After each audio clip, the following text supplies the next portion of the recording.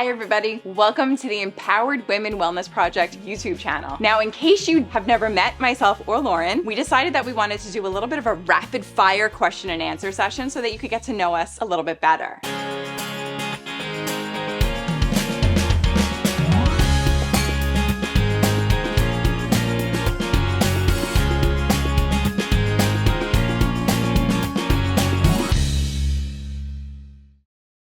So for your program, a lot is about overcoming fear. So I would love to know, what is one thing that you've learned or piece of advice that you can give when it comes to overcoming fear? Something that stuck with me for a long time, it's a quote that I heard: fear is not the lack of courage, it's doing it in spite of it. So it's just a reminder to just do the thing, right? Step into the fear, because how comfortable is your comfort zone, really?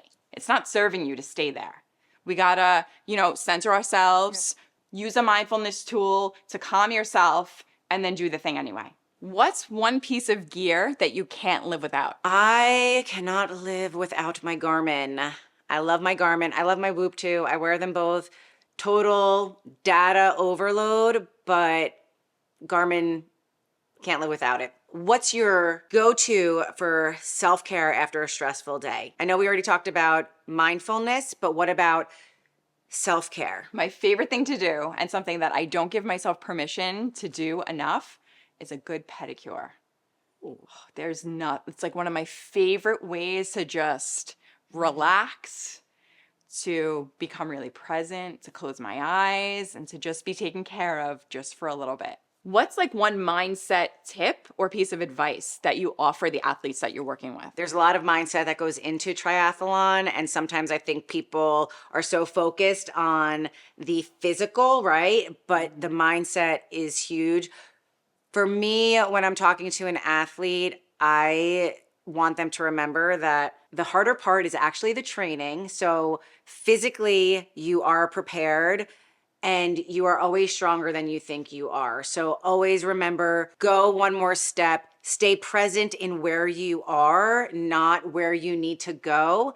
And one thing mentally that can be a lot when racing is thinking about things you can't control, like the hills, the wind, other athletes, the temperature, all these things. And so the mindset of focus on the controllables, which is you, what you've done up to that point, and remember that every single person around you has to deal with the same uncontrollables. That's so good. I like that. If you could practice yoga anywhere in the world, where would it be? Does it have to be one answer? Could it be multiple places? Can I give you 3? Top 3 places that you would practice yoga. Perfect. Greece, Italy, and Bali. Ooh. Bucket list. You coming with me? Yeah.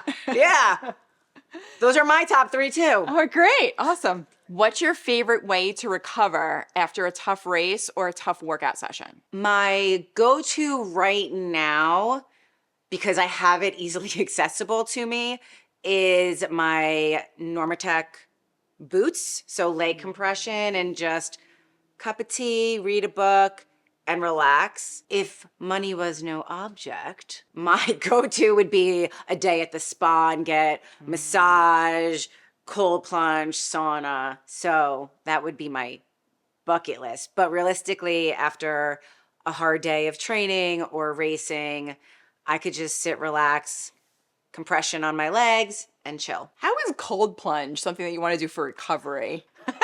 My goodness. It is a love-hate with the cold plunge. It is a love-hate, but the benefits after what you do to your body are surpassing the discomfort that you feel while you're doing it. So that is your ROI, maybe? I don't know. Oh gosh, that's literally you embodying what I just said about being comfortable getting uncomfortable. When we did the cold plunge together, Amanda watched me do the cold plunge, and but I love Amanda. So cold plunge, you're right.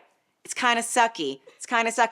But when I was in the cold plunge, and mind you, it was ridiculously cold that day. It was, I don't remember. It wasn't appropriate how cold it was. But Amanda sat there outside of the cold plunge and cued me to Yeah. breathe. I was really, really uncomfortable. I made it to 1 minute and then I was like, get me the mother trucker out of here. But she did it. She used her breath, stayed present, stayed calm, and you did almost a minute. So I'm proud of you. Look at that sidetrack. I had so much fun getting to know a little bit more about you and learning a little bit more about myself as we spit-fired questions at each other. If you all had as much fun as we did, make sure that you check out the podcast as well in case you're driving and want to hang out with us.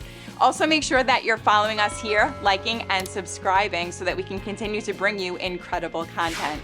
Until we meet again, happy watching.